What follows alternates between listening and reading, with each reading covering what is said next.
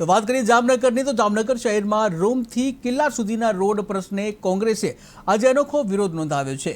શહેર કોંગ્રેસ દ્વારા મહાનગરપાલિકામાં યજ્ઞ કરી ભ્રષ્ટાચારના અંધકાર સામે પ્રકાશ લાવવાનો પ્રયાસ કર્યો છે।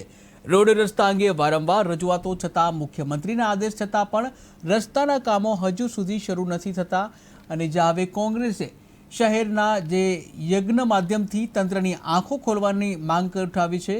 આગામી લોકમેળો દરમિયાન પણ કોંગ્રેસ આ મુદ્દાને લઈને વધુ ઉગ્ર રણનીતિ ઘડી શકે છે।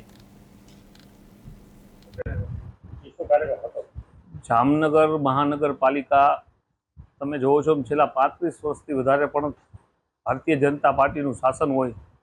આ શાસન દરમિયાન ભય, ભૂખ અને ભ્રષ્ટાચારની જે સીમા છે એને ઓળંગી પણ મસ્ત મોટા કૌભાંડો કરવા પાટલા દરવાજેથી આ લોકો સાથે કોન્ટ્રાક્ટર સાથે મિલીભગત કરી અને પ્રજાના જે ટેક્સ રૂપી પૈસા છે એનો વેડફાળ કરવો।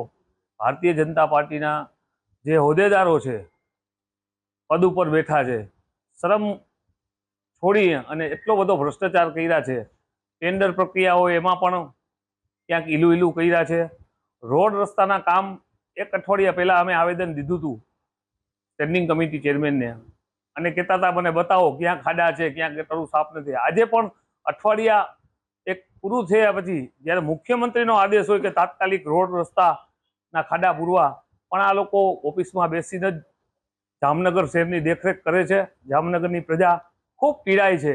ત્યારે વિરોધ પક્ષ તરીકે મારી ફરજ છે કે આ લોકો જે ભ્રષ્ટાચાર કરે છે, ભ્રષ્ટાચારને રોકવા માટે જે પણ વિરોધ કરવો પડે, જેલમાં જવું પડે તો પણ આ લોકોને ભ્રષ્ટાચારથી અમે રોકશી।